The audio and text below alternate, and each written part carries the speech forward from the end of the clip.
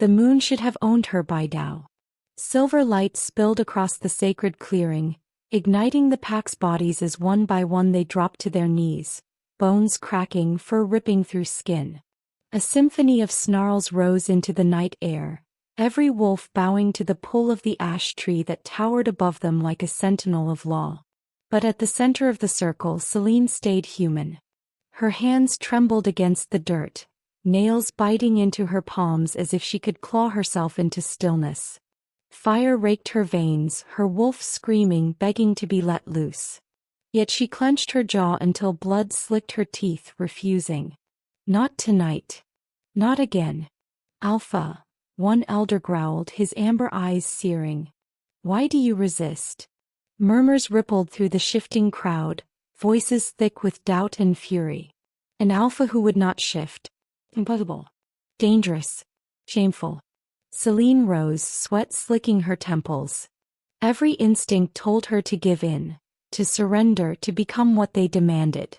But to do that was to vanish, to cage herself inside the beast that wanted to erase her. She wanted control. She wanted choice. The pain nearly split her in two. Heat blistered her skin, leaving angry welts that smoked in the cold night air. She staggered but stayed upright. Around her, wolves snapped their jaws, circling. A few lunged, testing. And then came the final humiliation. A younger wolf, hungry for dominance, padded forward and bared his teeth. If our alpha will not shift, he snarled, then perhaps she is no alpha at all. Laughter, low, dangerous, eager, rolled across the clearing. Celine's knees buckled. She wanted to collapse, to disappear. Instead, she locked eyes with the challenger. Rage steadied her spine. If they wanted proof she was still alpha, they would have it. Even in this broken, burning human skin. She stepped into his charge. The impact was brutal, fangs ripping into her arm, claws shredding her side, but she didn't scream. She drove her fist into his muzzle with a crack, a spray of blood. The clearing fell silent. A human had just floored a wolf. The stunned quiet lasted only a breath. Then, louder than before, the whispers surged. Monster. Pretender. Betrayer of the moon. Celine staggered back, blood soaking her shirt. She knew this was only the beginning. The council would never forgive this defiance. By dawn, she would be crawling into a human clinic, her body broken, her secret closer to exposure than ever. And for the first time, someone would be waiting there who noticed. Someone who wouldn't look away. If you were her, would you submit to the moon to keep your crown or fight back even if it meant losing everything?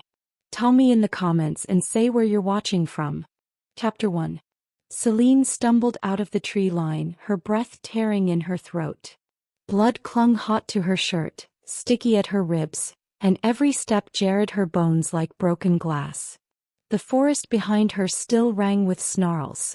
Wolves surrendering to the moon while she had stood in defiance. If she looked up now, the silver light would take her too. She kept her gaze on the dim street lights of the town instead. The clinic's glass door fought her first shove, then gave way with a reluctant chime.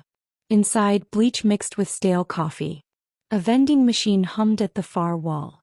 Celine gripped the counter, forcing her shaking hands to still. The weight of her choice pressed heavier than the wounds. Another full moon resisted, another lie she would have to tell. A voice called down the hall. We're open. 1 second. A man appeared, tall in loose scrubs, hair tousled from long hours. His badge read miles, his eyes tired but quick.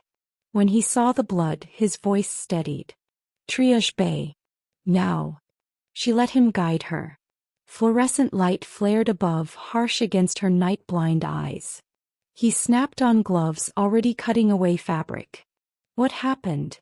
Hiking, she said flatly. Fell.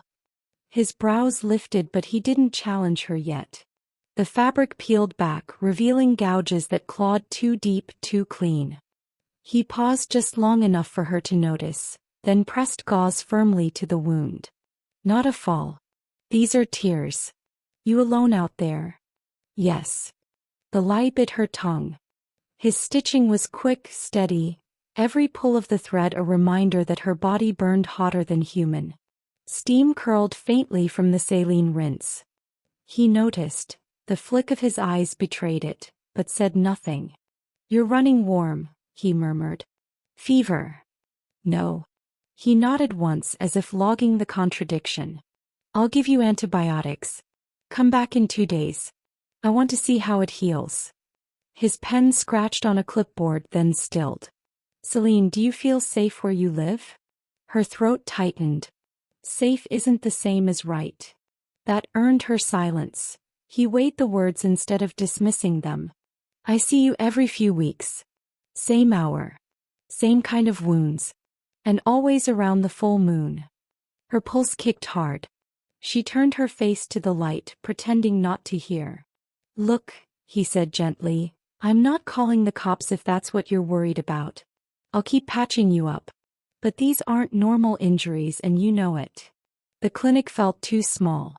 She reached for the blanket he offered, though her skin burned. When their hands brushed, his was steady, grounded. The smallest contact, but it steadied her more than she wanted to admit. Outside, a faint howl rolled through the night. Miles looked toward the window, brow furrowed. "Coyotes?" he asked. "Something like that," she whispered. He turned back, studied her face as if weighing whether to push further. Instead he leaned back, stripping the gloves. "You're strong. Stronger than most people I treat. I've had practice. I can tell." He tossed the gloves, then lowered his voice. "I won't force your story out of you. But sooner or later you'll need someone to know." Celine's chest constricted. He wasn't recoiling, wasn't afraid. Just steady. Human steadiness, small and stubborn against a world that wanted to devour her.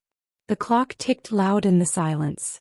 Somewhere another howl threaded through the wind, closer this time. She froze. Miles glanced toward the sound, suspicion flickering across his face, then back to her. He set the chart down, his voice firm. "I'll wait. When you're ready." Celine gripped the blanket tighter. For the first time in years she wondered if someone might see her. Not the alpha, not the wolf, but her, and not look away. "What to do?" Celine let Miles guide her toward the front of the clinic, her body heavier than she wanted him to know. Every step tugged at stitches, but she held herself rigid. Alphas didn't lean. Not in the clearing, not in town, not under fluorescent lights. The waiting room was quiet. Magazines curled with age on the table. The vending machines hummed the only pulse. Beyond the glass doors, the parking lot lay empty except for a single street lamp that buzzed like a trapped insect. Celine paused, nostrils flaring. Beneath bleach and asphalt, another scent threaded the air. Pine crushed under a heavy step, the faint metallic tang of fur damp with night. It raised every hair on her skin. Someone was watching. Miles caught her hesitation. "Dizzy again?" She pulled her shoulders straight. "No." He studied her for a moment longer than necessary, then opened the door and ushered her out. Cold air rushed in, cutting the clinic's warmth away. He stood close as if to shield her from the chill. Or maybe from whatever might be waiting in the dark. Headlights swung into the lot. The cab rattled to a stop, exhaust curling into the night. Miles opened the back door. 2 days, he said firmly. "Don't make me come looking." The thought of him stepping into her world uninvited made her chest tighten in ways she didn't want to name. She slid into the seat, pulling the blanket tighter. "Thank you," she said, the words tasting foreign. The cab pulled away. Celine glanced back once. Miles still stood under the street lamp, arms folded, watching until the car vanished into the dark. The road unfurled ahead, empty and silver under moonlight. She leaned against the seat, but her eyes stayed fixed on the tree line. She could feel it, a presence keeping pace, smooth and sure, far too steady to be human. Her fingers curled around the door handle, body coiled. If they tried to drag the driver out, she'd intervene. She would kill if she had to. But the shadow stayed at the forest's edge, matching their speed until the cab reached the fork in the road, the one that led back to the sacred clearing. Then, as if satisfied, it peeled away into the trees. It wasn't a chase. It was a warning. The driver caught her stare in the mirror but said nothing. People in small towns learned not to ask questions after midnight. At the edge of town, she told him to stop. Here is fine. He frowned. You sure? There's nothing here. Exactly. She handed over the bills Miles had slipped between her discharge papers. She hadn't noticed until she felt the crinkle in her pocket, and the realization burned. Miles planning ahead, making sure she wouldn't have to beg a driver to trust her. The cab pulled away, taillights vanishing down the empty road. Alone now, Celine stepped into the forest. The night air gripped her lungs. She moved off the path, circling to scrub her scent from the trails, doubling back until the trees no longer whispered her direction to anyone who might follow. By the time her cabin appeared, the sky had shifted toward gray, dawn bleeding faint across the ridge. She pushed inside, bolted the door, checked the windows. Only then did she let her shoulders sag. The place smelled of pine smoke and leather, faint iron from old scars. But another scent cut through, ash powder, sharp and unyielding. Her gaze snapped to the table. There, folded neat as a blade, lay a note. No handwriting. Just a pressed mark of gray powder forming the unmistakable sigil, the tree. Every child in the pack recognized it before they could read letters. The ash tree was not only symbol, it was law. She didn't touch it. He didn't have to. Council at dusk. Your duty or your seat. Her jaw tightened until her stitches pulled. She clenched her fists, felt the ache of gauze stretch against burned skin. Miles' neat work would hold, but only if she stopped shaking. Outside, the forest shifted, a crow startling from its branch, a reminder that the world was already awake. Celine stared at the ash sigil, heart hammering against the weight of choice. By tomorrow night she would either stand before her pack under the tree as alpha, or she would lose everything. Chapter 3. She slept 4 hours at most. When she woke, the light had gone thin and slanted, the kind that makes the forest look like it's holding its breath.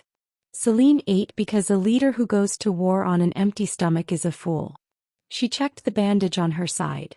Miles' stitches neat, the skin around them angry but clean, then pulled on clothes she could fight in or stand in. Both futures waited. 2 wraps, then 1. The only pattern she allowed on her door. She cracked it and found Blake on the step, eyes the color of old heather, worry plain even though he tried to swallow it. They sent you, she asked. Counselor Martin told me to remind you of your duty. He grimaced. And to say there were tracks near town. Not ours. Rogues testing the edge. Perfect. What else? Blake lowered his voice. People talk about the clinic. Someone saw you get into a cab. They're saying a human patched you up. They're saying that's why you won't shift, because you've gone soft. Her jaw ticked. Softness didn't keep me alive last night. I know. His gaze dipped to the bandage, then jerked away. They'll force it under the tree. Shift or step down. Martin has the elder's wound tight. Good, Celine said. Blake blinked. Good. If they want a spectacle, they'll have witnesses when they learn the difference between cruelty and strength. She stepped onto the porch and pulled the door shut. You'll stand in the outer ring. Watch faces. If one of ours wavers, steady them. If it turns ugly, you get the pups out. He swallowed. You're going in without backup? I'm going in as alpha. She started down the steps. He caught up. Let me shadow you. No, she said, softer than before. I need you in the crowd. Not at my shoulder. He nodded, jaw tight, then stopped as if a thought yanked him by the sleeve. Celine, if they sent human on you. They won't, she lied. Go. Blake melted into the trees, young enough to believe she could not fail, old enough to be afraid she might. She was halfway to the path when the phone in her pocket buzzed. Unknown number. She almost let it die in her hand, then remembered the white card. Celine thumbed it on. Yes. A familiar voice, careful. It's Miles. She should have ended the call. Instead, the silence between them stretched, then settled like a blanket. You told me not to call anyone, he said. I didn't. I'm calling you. I'm busy, she said and hated how it sounded, like an apology on a wall. I figured. You left money on the counter. A small lie, he'd slipped it into her papers on purpose. Are you okay? I'm stitched. She glanced at the lowering sun through the trees. And I have a meeting. That the kind they put on a calendar or the kind people pretend isn't happening? He asked. Second kind. He breathed out. If you need a place to not be seen for a while, the clinic door's open. Always is at night, but I mean, open for you. The invitation hit harder than it should have. Easy human kindness. It made the ash sigil on her table feel heavier, more like a chain. If I disappear right now, they'll call it proof. Proof of what? That I'm unfit to lead. The words were out before she could pull them back. She made them colder to balance it. This isn't your problem. Maybe not, he said. But you are a person in front of me who keeps bleeding, which makes it feel like mine in the ways that count. Something inside her shifted, a small lock clicking. Dangerous. She needed steel, not softness. I'll come back in 2 days if I'm able. Celine. He stopped. Whatever he wanted to say would ask for a truth she wasn't free to give. He chose something smaller. If the dressing pulls, loosen the tape, not the sutures. And don't let anyone bully you into anything that makes you less yourself. A huff that wasn't a laugh escaped her.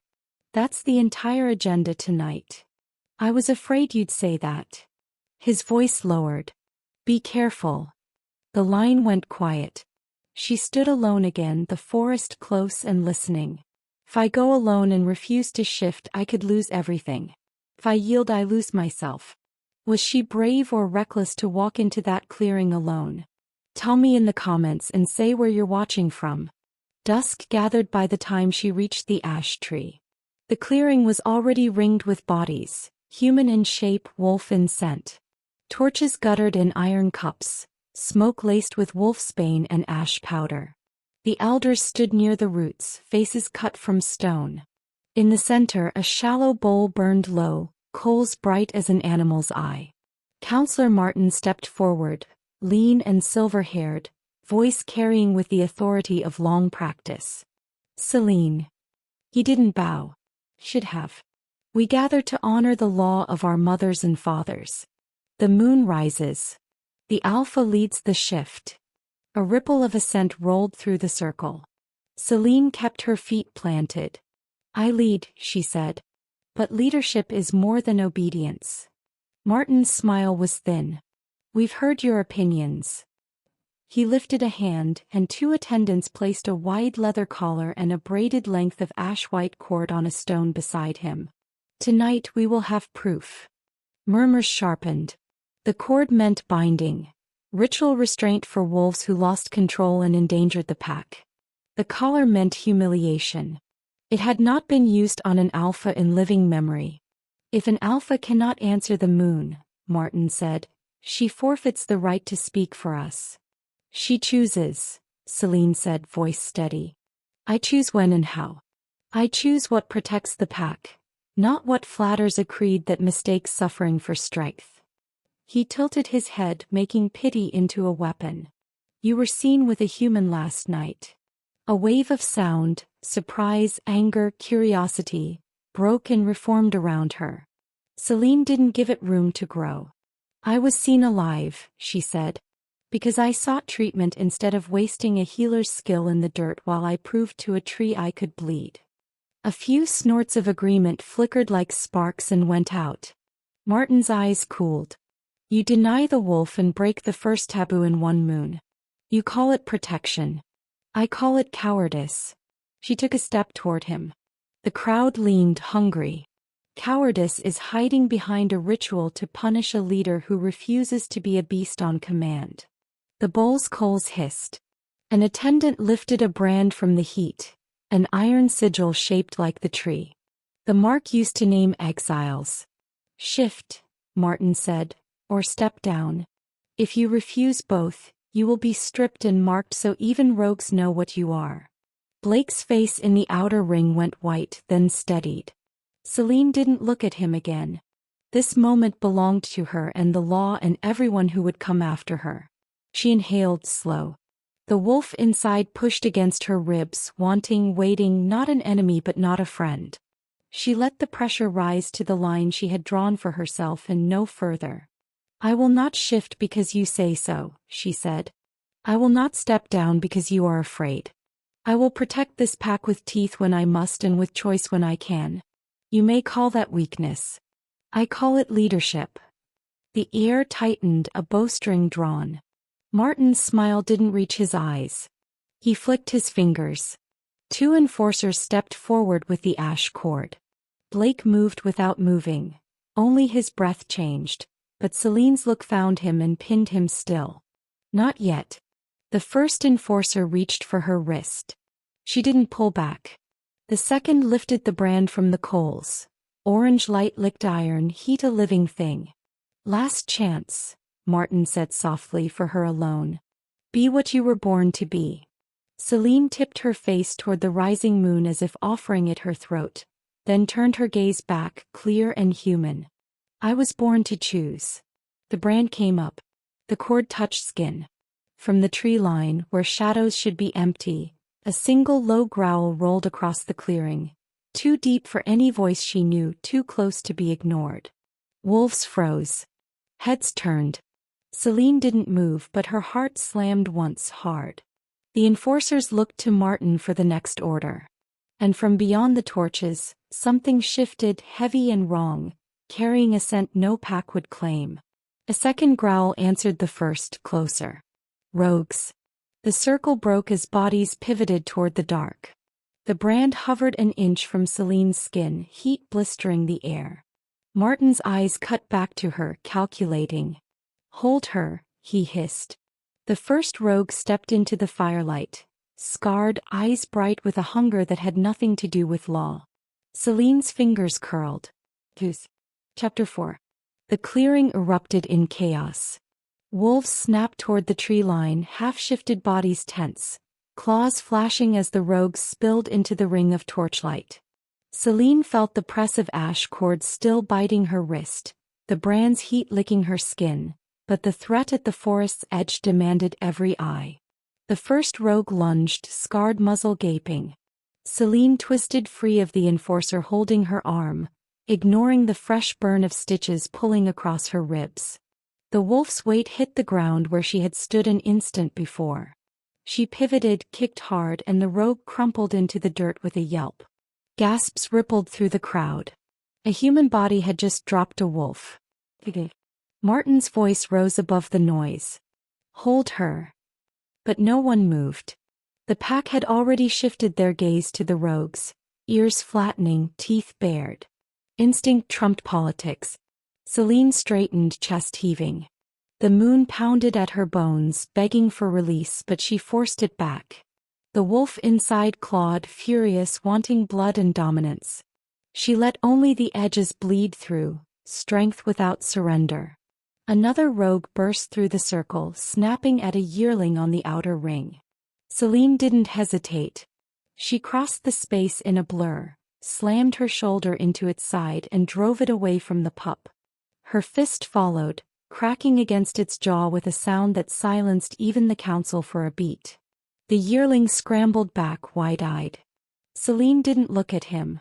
She planted herself between him and the threat, unshifting, unyielding. Martin's fury laced the air. "She endangers us all. She denies the wolf even now."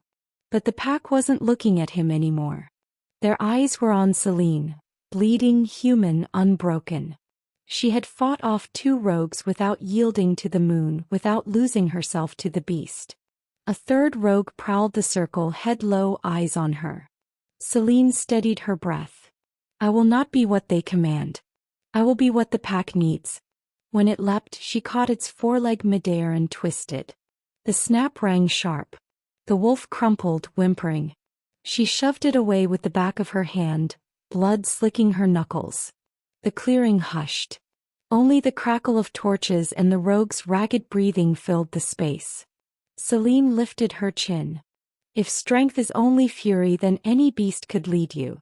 But if strength is protection, she nodded toward the yearling still trembling behind her, then it is mine to claim. The pack shifted uncertainly. Some bowed their heads. Others growled low, caught between fear and awe. Martin's face was pale, his grip on the brand unsteady. This proves nothing. It proves everything, Celine said. She wiped blood from her lip with the back of her hand. I did not need the wolf to stand. I chose not to let it consume me. That choice kept your children alive.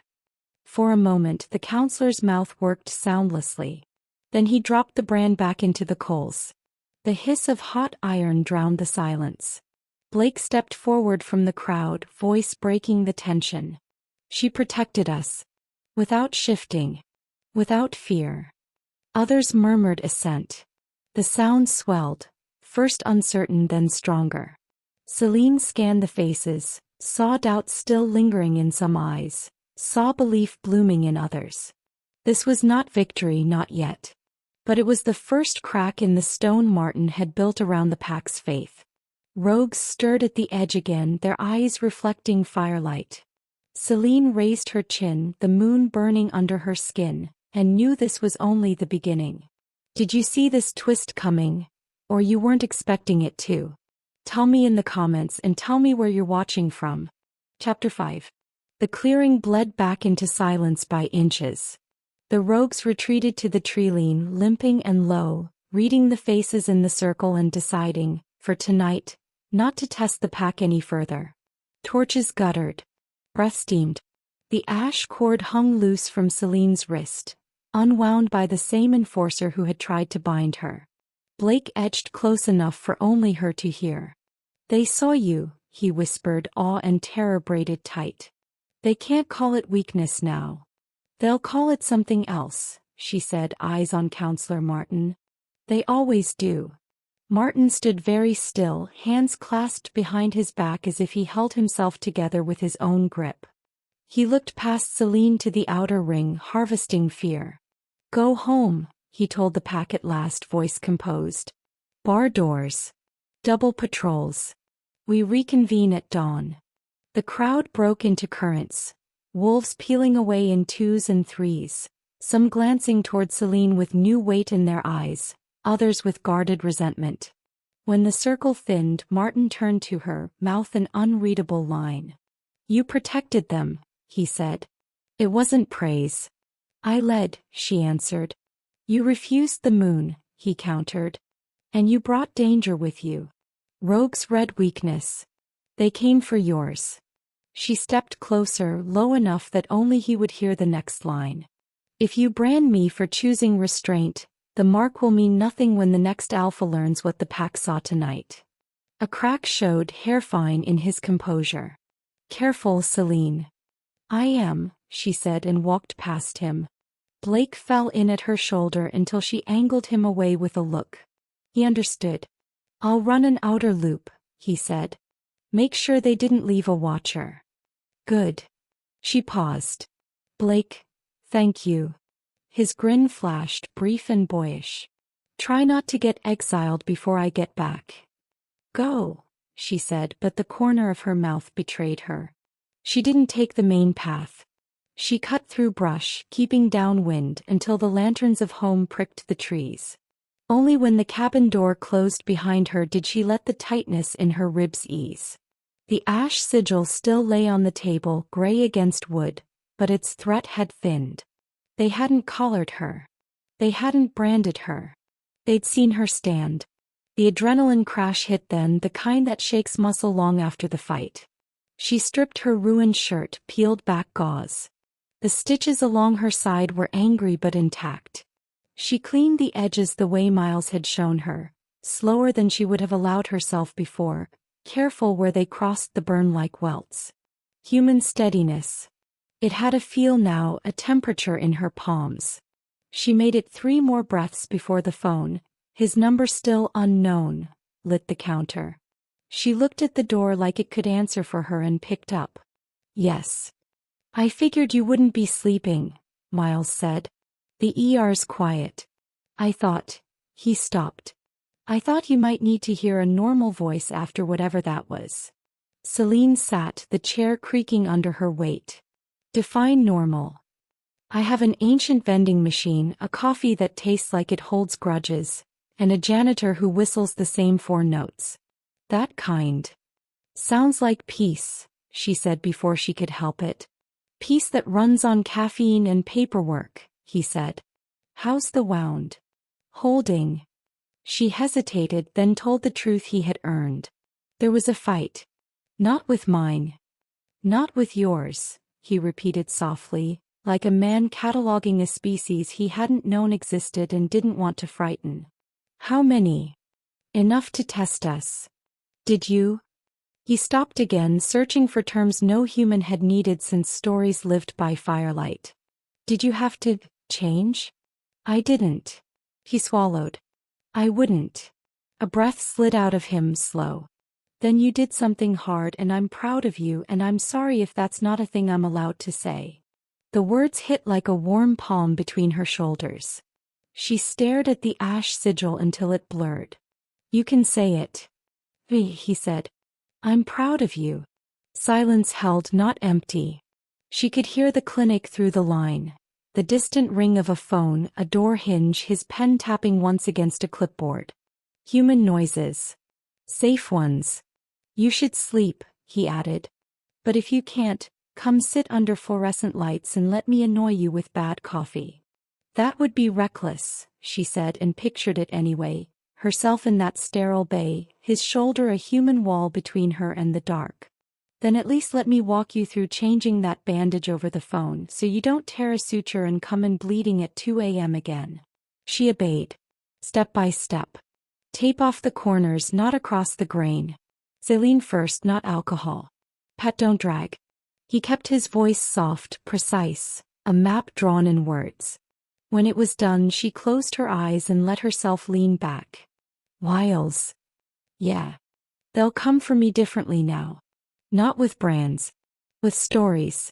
They'll tell the pack I broke taboo. Did you? I went to a human, she said. I let you help me. He didn't ask why that mattered. He simply said, then the taboo is wrong. You weren't there when they wrote it. Were you? He asked, and she smiled despite the ache. Celine, be careful of the rules that exist to make somebody else feel in control. They're always dressed up as sacred. Before she could answer, a scuff of gravel sounded outside her window. Too deliberate for a raccoon, too slow for a friend. Celine stood without thinking, phone lowering from her ear. What is it? Miles asked, his voice sharpening. She crossed to the lamp and clicked it off, letting the night seep in. Second scuff. A breath held beyond the glass. Celine. Quiet. She set the phone on the table, speaker on, and moved to the side of the window where her silhouette wouldn't cut against the pane. The scent arrived a beat later. Pack, but not one of her inner circle. Spice under pine. She knew that cologne. She'd smelled it at council meetings when Martin wanted to seem like a man and not a law. She opened the door before the knock landed its second beat.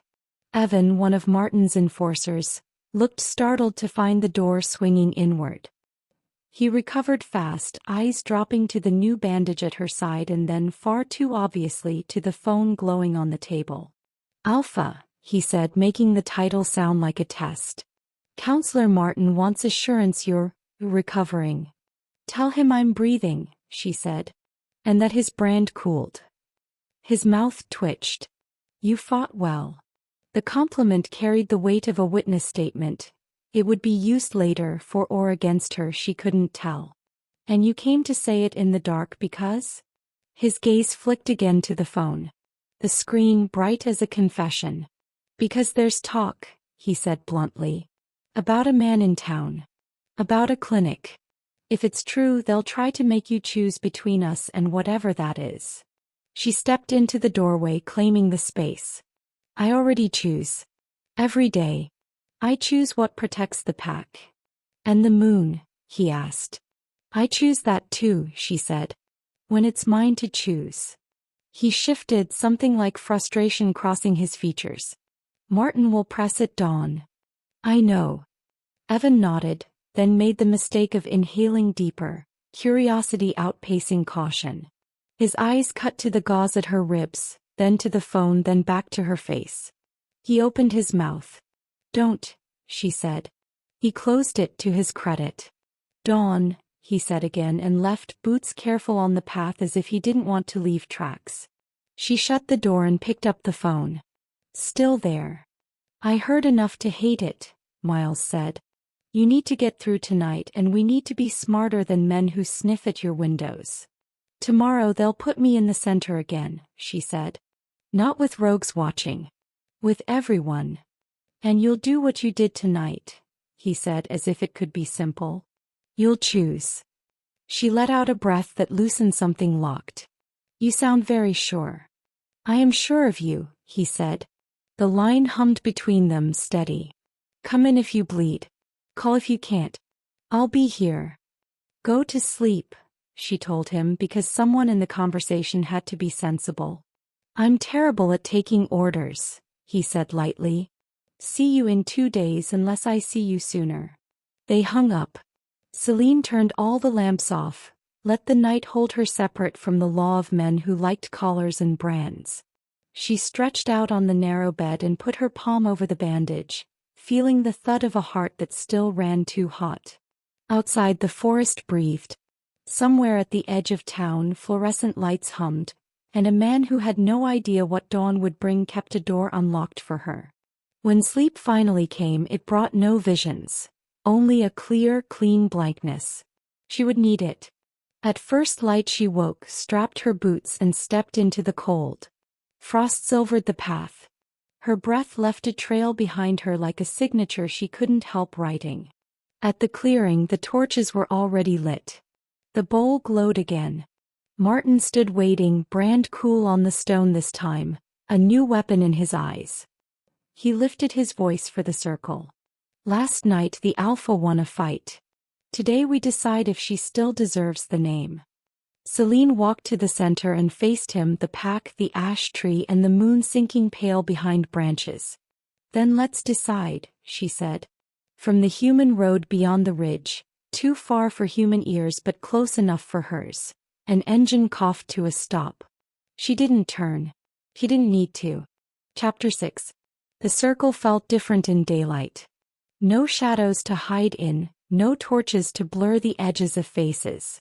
The ash tree stood stark against the pale sky, its branches clawing upward like a reminder of roots too deep to rip out. Celine stood at its base, the pack spread wide in a ring, every eye on her. Martin's voice cut the morning air. The Alpha claims choice. But choice has limits. She walked into a human clinic, bled under human hands. This is not rumor, it is fact. A low murmur rolled through the pack, unease stirring like a wind through tall grass. Some glanced at Celine with doubt, others with curiosity, a few with something sharper. Hope, maybe, though it was buried under fear. Celine let the silence sit before answering. I bled. I lived. Because I chose help over pride. Her gaze swept the ring. Tell me what leader serves you better. One who dies to prove obedience or one who stands to fight the next dawn? The words struck, but Martin was ready. And when the next dawn demands loyalty to the moon? What happens when rogues smell your weakness, when rival packs hear that our Alpha leans on humans? They will come. They will burn what they cannot own. The image shivered through the wolves. Celine felt it too. But she did not step back. They already came, she said. And I sent them limping into the trees. Did you? Did any of you? Or did you watch? The crowd stiffened. Martin's jaw tightened. You cannot deny you broke sacred law. I deny that law is sacred when it chooses death over protection, she shot back. The moon is not a leash. It is a mirror. And I decide when to face it. A growl rose from the outer ring, sharp and accusing. She is no Alpha if she hides from the shift. Another voice answered in agreement. But then Blake's voice cut across them, loud and certain. She saved my brother last night. with her bare hands. No moon, no beast, saved him while the rest of you hesitated. The boy, barely more than a yearling, stepped forward unbidden, head lowered but voice clear. It's true. I'd be dead if not for her. Murmurs shifted, the current turning again.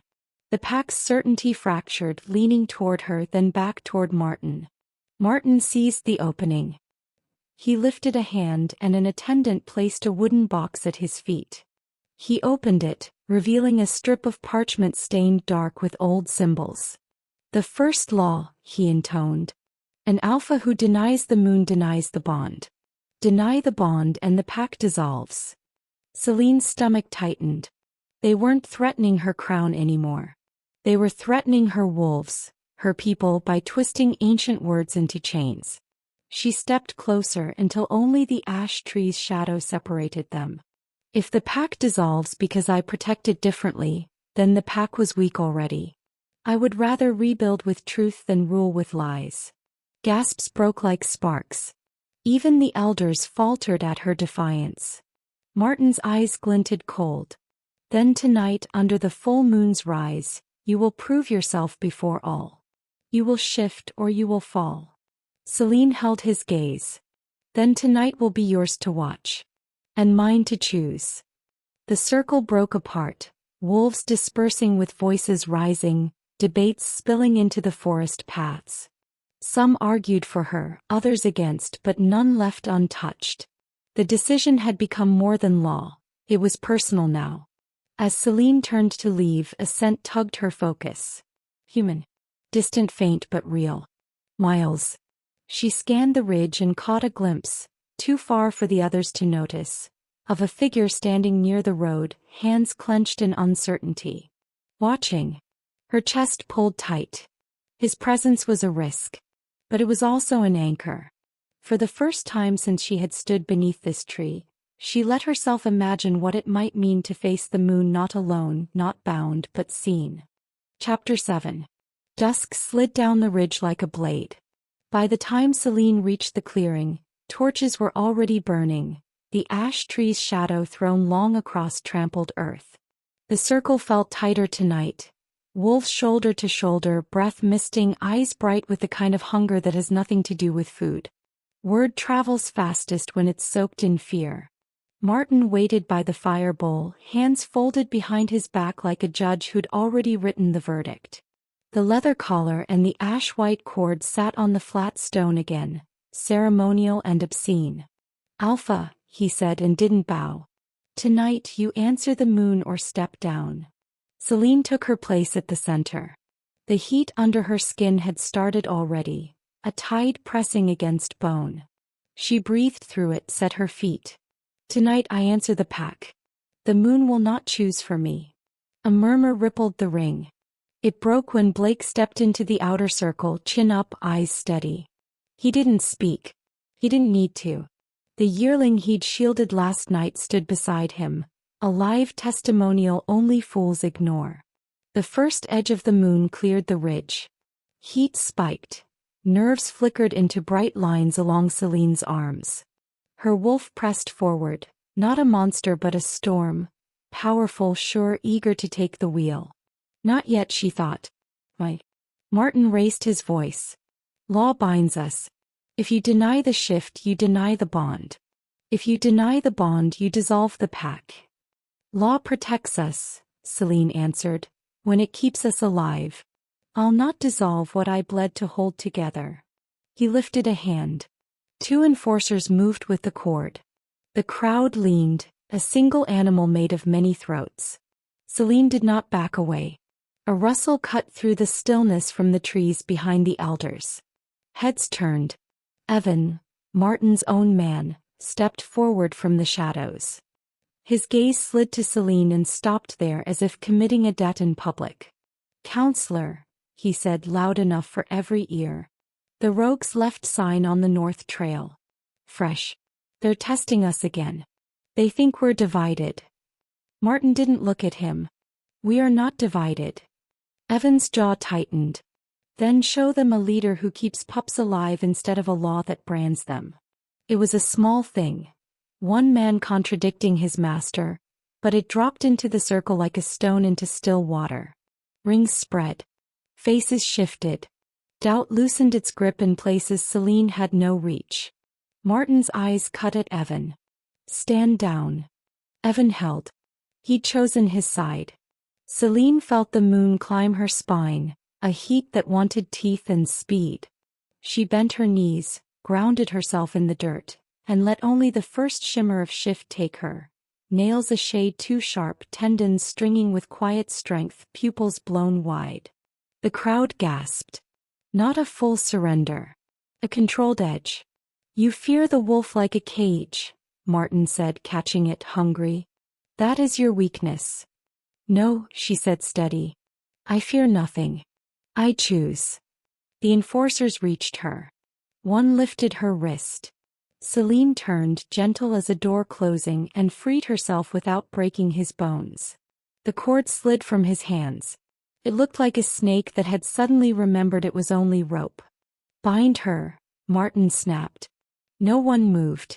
The moon cleared the tree-line. The pole flipped from ache to command. Celine rode the crest of it, refused to let it take her, and in refusing felt something she had not felt before.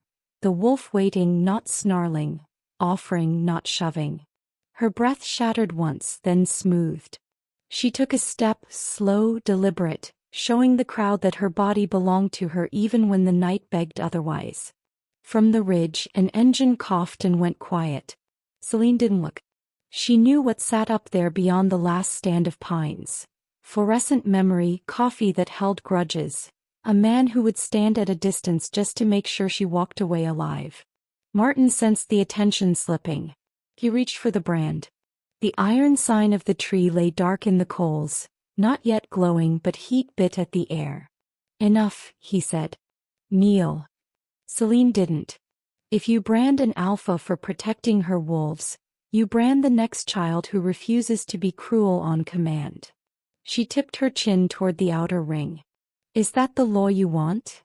Murmurs sharpened into words. No. Maybe. He's right. He's dangerous. The pack wavered like grass in crosswind. The night answered with a sound that belongs in old stories. A chorus of howls from the North Trail, layered close. Rogues. Closer than last night, bold with scent and hunger. Every head in the circle turned. Instinct moved dozens of bodies in the same breath. Knees bending, hands flexing, pupils widening for speed. Martin raised the brand higher, as if he could cauterize doubt and danger in one theatrical mark. Kneel or be marked a danger. Celine took 2 steps toward him, not fast, not deferential, and set her palm over the iron before he could think. Skin sizzled. She didn't flinch. She pressed down and the brand went out with a hiss. Smoke rose, sharp and mean. She lifted her burned hand so the crowd could see it. A mark means what we agree it means, she said, voice cutting clean. And I do not agree. Blake's breath burst across the ring like a laugh strangled at birth. The yearling's eyes shone. Evan's mouth tilted, a soldier catching the first whiff of victory. Martin stared at the dead brand like he'd watched the floor of a courtroom tilt. He opened his mouth, to order, to punish, to save face, when the first rogue slid out of the north shadow and into torchlight. Scarred. Hungry.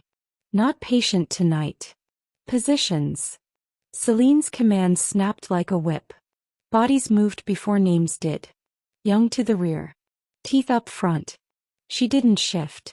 She wouldn't.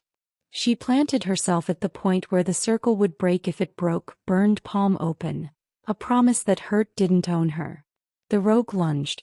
Celine let its momentum carry it and pivoted, catching a foreleg and wrenching. The pop doubled the memory of last night. This time the sound drew cheers, not gasps. More shadows. 2, 3, 5. Too many for theatrics. Celine called names. Wolves snapped into pairs, backs aligned, sightlines clean. When a rogue broke left, she sent Blake right.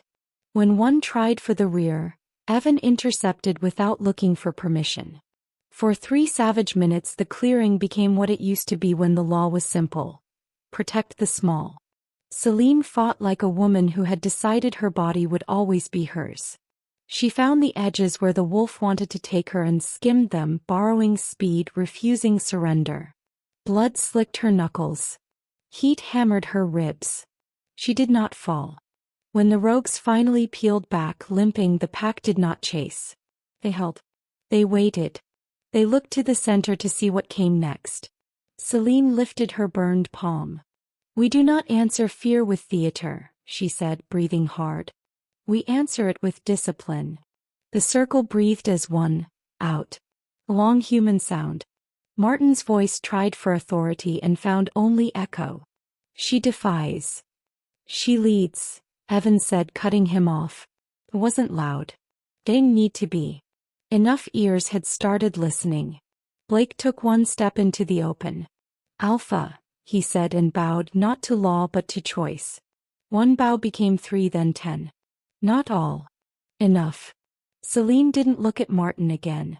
She looked at the faces that mattered. Fearful, brave, doubtful, watching, and knew what came next would decide more than a title. It would decide what obedience meant here for a generation. She turned toward the ridge. The engine still slept beyond the pines. She couldn't see Miles. She felt him anyway, like a steady hand on a door that did not belong to this world. "Tomorrow," she said to the pack, "we hunt the rogues on our terms. Tonight you bar your doors. You sleep.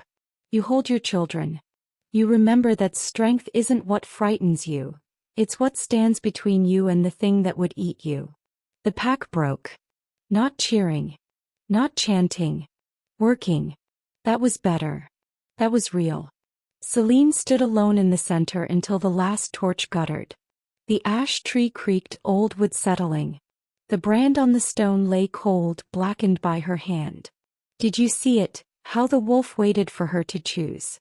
Or did it surprise you too? Tell me in the comments and say where you're watching from. She turned to leave, and a figure stepped from behind the ash tree, wrong with the night because he carried none of its scent. Miles. He looked pale under torch ash light, jaw set with the terror of a man who had finally stepped into a story he should have never believed. "Celine," he said softly, as if names might shatter. "I couldn't stay on the road." Every wolf head still within earshot snapped toward the human voice. The forest held its breath.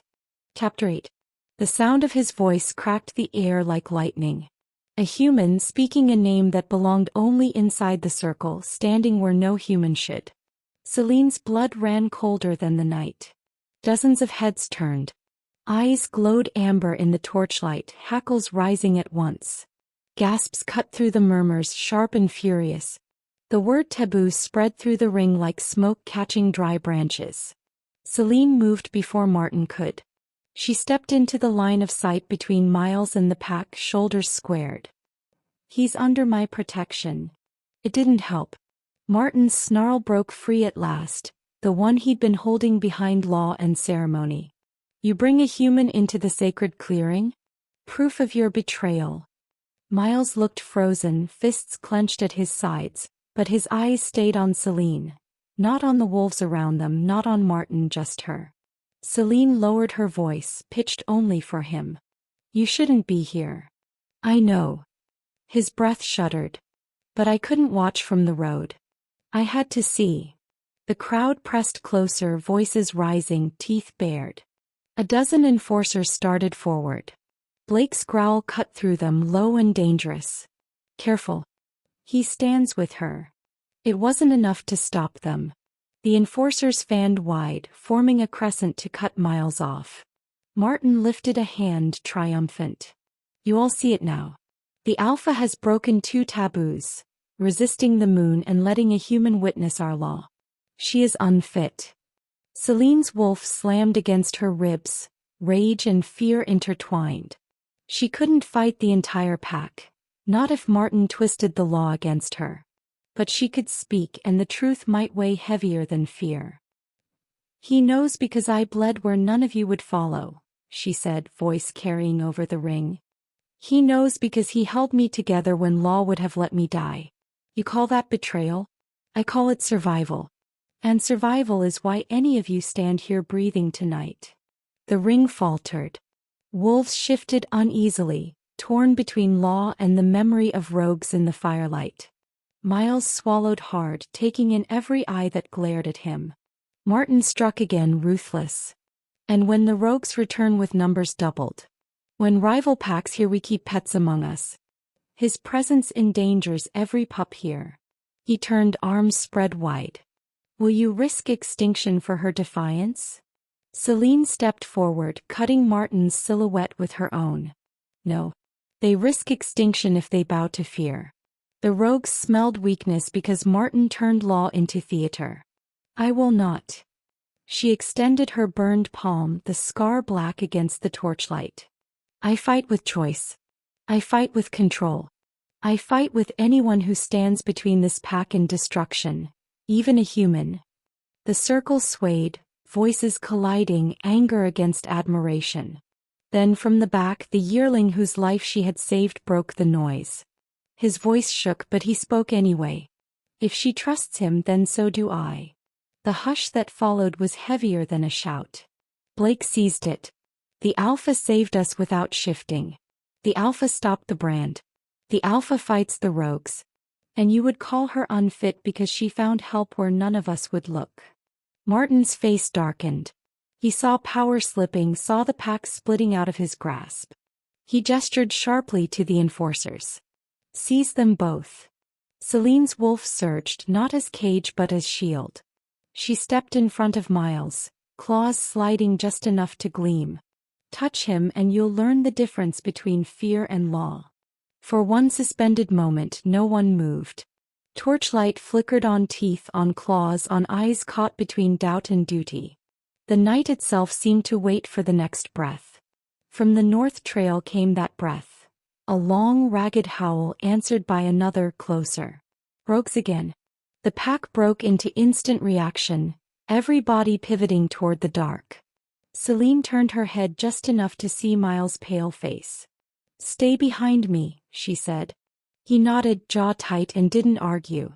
The forest answered with snapping branches.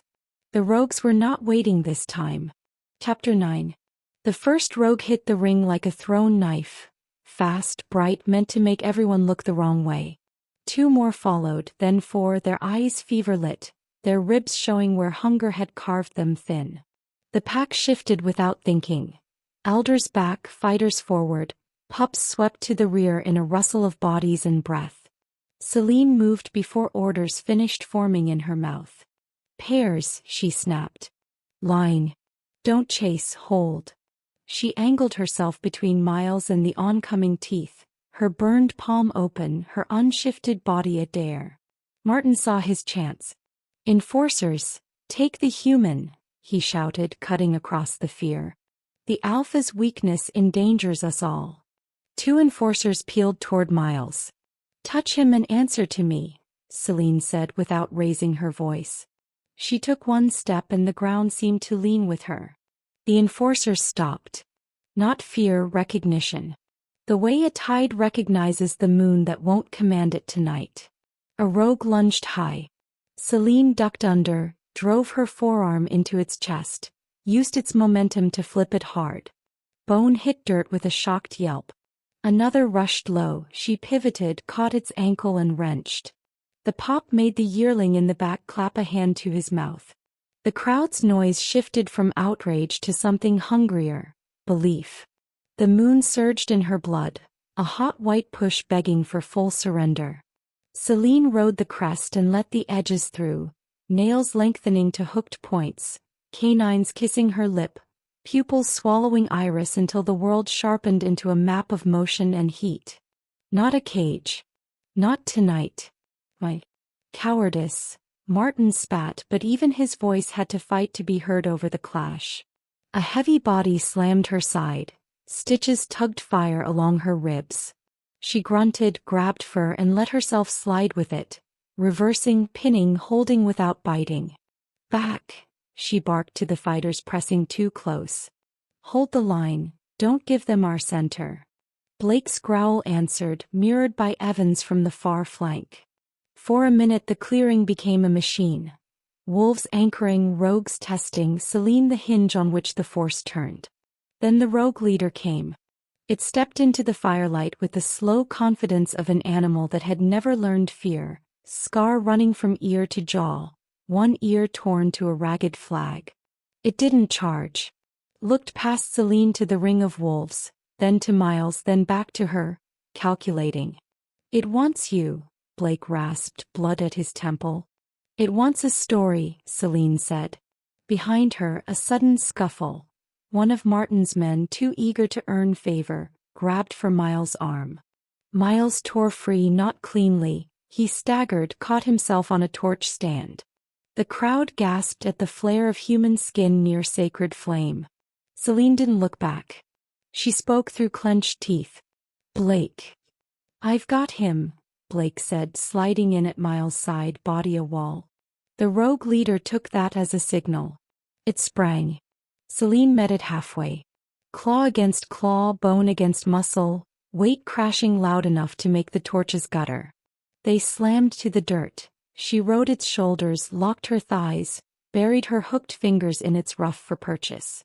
It twisted, she rolled, kept the top, drove her forearm across its throat. Hot breath blasted her cheek. Teeth scraped her burned palm. Pain flared and steadied her. Kill it, someone shouted from the ring. Fear, habit, creed. Celine didn't tighten the hold. She loosened it half an inch and moved her weight where a wolf understands command. Not crushing, containing. The rogue heaved once, twice, then stilled in the way animals do when the body recognizes a will that won't break. She leaned close, voice a thread only it would hear. You don't want my pack. You want a pack. Take yours and go. It blinked.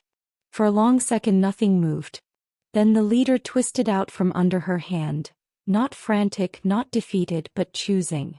It shook, scandalized, and limped backward into shadow. The others, leaderless by choice, faltered and bled into the trees after it. No one chased. Silence hit hard. The clearing held a sound like the inside of a bell. Celine rose, breath ragged, blood slicking her knuckles. She turned so the circle could see her face. Wolf-bright eyes fading back to human, claws sliding in, the choice visible. We don't win because we bite harder, she said, voice hoarse and steady. We win because we protect better. Half the ring bowed their heads without meaning to. The other half looked to Martin, waiting to be told what to feel. Martin raised the ash cord like a priest raises a relic. Desperation finally showed through the practiced lines of his mouth. She bargains with beasts. She spares enemies. She coddles humans. This is not leadership. This is the end of us. End of you, Evan said, not loud but placed perfectly.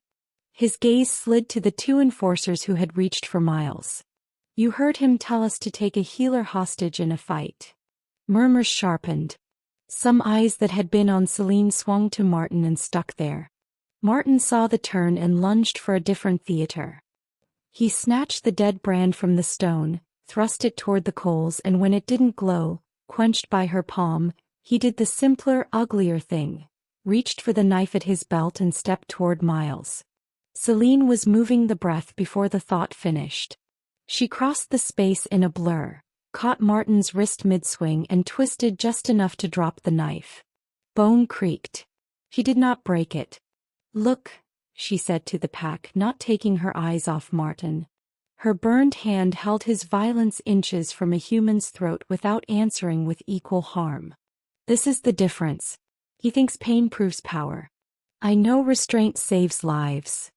Miles stood very still behind her, breath shaking. She felt the tremor and set her body so he could borrow her balance. Strip him, Celine said, still quiet. Not his skin, his power. He doesn't get to decide what strength means here. No one moved for a second because no one had been told how to do this before.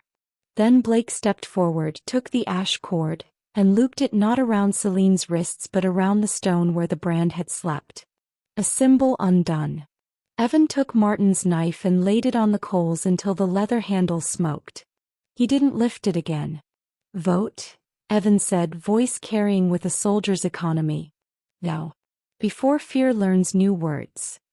Wolves looked at one another the way people look when history happens in a place with dirt underfoot. Heads bowed. Hands lifted. Knees touched earth. Not unanimous. Enough.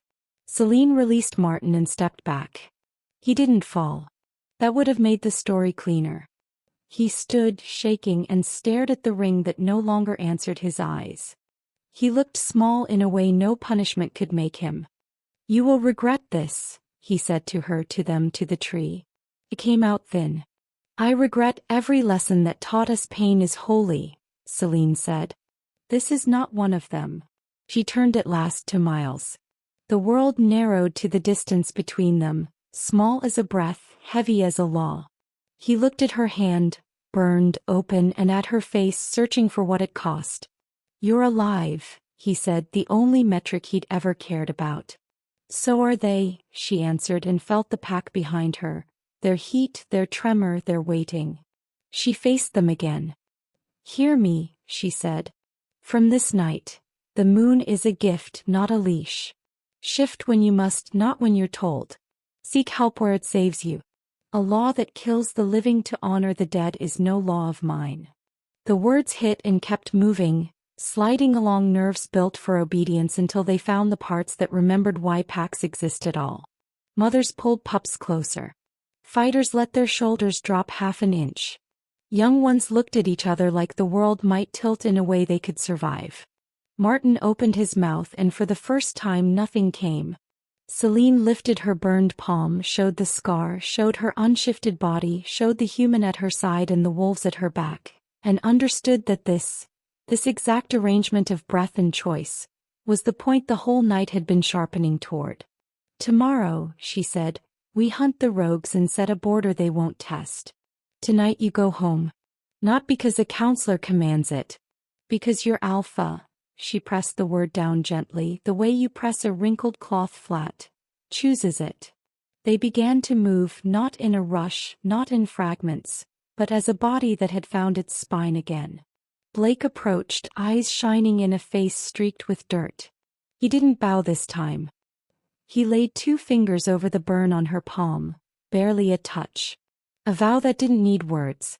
Evan looked to Celine for an order and got a nod. He would escort Martin to the cabins on the far edge, post guards, begin the slow, graceless work of removing a man from a pedestal without turning him into a martyr. When the clearing had thinned to a few, Celine turned to Miles in the hush the tree makes after torches go dark. "You shouldn't have come," she said. "I know," he said, and didn't apologize. "But if you had fallen and I'd stayed on the road, I wouldn't have slept again." She let the corner of her mouth lift. "You may not sleep anyway." "Then I'll drink your coffee," he said. "The one that holds grudges." For once she didn't tell him to leave. For once she let a human stay at the edge of the sacred and not die for it. From the darkest part of the trees a single howl rose. Not rogue, not pack. A loner. A reminder that stories don't end at vows. They bend. "Go," she told Miles at last, soft because softness wasn't a sin. "Back to lights. I'll come when I can." "I'll leave the door open," he said. "As always." He stepped back, slow, under 100 watching eyes, and the night breathed again.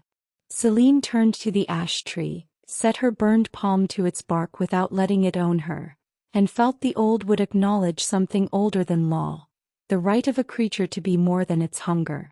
She walked out of the clearing with her head high and the pack following in ripples behind her. Tomorrow would demand new kinds of courage. Tonight she had given them a new story to tell themselves. And somewhere along the road, in a square of fluorescent light, a human who had chosen her without knowing what that meant sat down and waited. Chapter 10. Dawn stretched thin over the mountains, light breaking through the pines in pale stripes. For the first time in years, Celine walked back into the clearing not as someone waiting to be judged, but as someone the pack waited for. Their voices quieted as she approached. The ash tree loomed above, no less ancient, but its shadow felt different now, less a cage, more a witness. The rogues had not returned in the night. Scouts confirmed they had slipped farther north, tails between their legs. The border still needed to be marked, the young still needed to be trained, and Martin still sat in enforced silence at the far edge of the village. But for this moment the pack gathered to see what came next. Blake was the first to kneel, not in fear but in choice. Others followed, not unanimous, not clean but real. Heads bowed, voices stilled. The yearling she had saved crept close enough to whisper, "Thank you, Alpha." Celine let her gaze sweep the ring. Strength is not cruelty. The moon is not law. From this night you shift because you choose, not because you are commanded. Survival belongs to us, not tradition, not fear. The words hung like sparks. Some faces softened, others hardened, but none remained untouched. The pack had changed. Whether all of them liked it or not, choice had entered the clearing, and choice was a fire that would not go out. At the ridge, beyond the last line of trees, she caught the faint outline of a man waiting where forest met road. Miles stood still, hands at his sides, as if he knew stepping closer would break too many rules at once. But his presence was enough. A human had seen her bare the truth of herself and had not turned away. Celine lifted her burned palm, scar gleaming in the morning light. The pack quieted. Even Martin, bitter in exile, could not look away. "This is proof," she said. "Not of shame but of choice. I am Alpha not because the moon makes me shift, but because I decide how to protect what is mine." The clearing breathed as one. The silence was no longer hostile. It was listening. When the circle broke, wolves slipping back to their dens, Celine lingered beneath the ash tree. For years she had dreaded its roots and branches. Now she pressed her palm to its bark, not bowing, not yielding, but standing as equal. The tree did not resist. It only held as old things do, indifferent but enduring. She turned toward the ridge. Miles was still there, still waiting. The laws of her people would never welcome him, but laws bent when enough hearts believed in something else. She thought of his steady hands, his stubborn patience, the way he had seen her at her weakest and had not made her smaller for it. For the first time, Celine imagined a future not carved by other voices. A pack that shifted by choice. An Alpha who stood with scars instead of masks. And maybe, just maybe, a place where a human could be part of it without shame. The sun cleared the ridge. Celine lifted her chin, shoulders loose for the first time in months. She had refused the moon, fought her wolf, saved her pack, and claimed her crown on her own terms. This was not the end. It was the beginning. The book. Weeks later the clearing felt different. No brands, no cords, no whispers waiting to cut her down. Celine stood beneath the ash tree, head lifted, scarred palm pressed against its bark. The pack ringed her at a distance, not out of fear but out of recognition. They had seen her bleed and they had seen her choose. That was enough. When she left the circle, Miles was waiting by the trail, coat collar pulled up against the cold. He looked out of place among the pines, but less like a trespasser now. More like someone who belonged because she had decided he did. "You're late," he said, though his smile gave him away. "I'm Alpha," she answered. "I arrive when I choose." He laughed softly, and for a moment the weight of law and tradition didn't matter. Celine reached for his hand, lacing her burned palm with his steady one.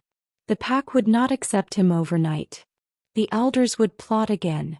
The rogues would return. But tonight, under a moon that felt less like a leash and more like a lantern, she allowed herself this small human anchor. For the first time the wolf inside her didn't fight. It simply breathed with her. Tell me your favorite moment from this story, and don't forget to say where you're watching from. Don't forget to like and subscribe to my channel for more werewolf romance stories.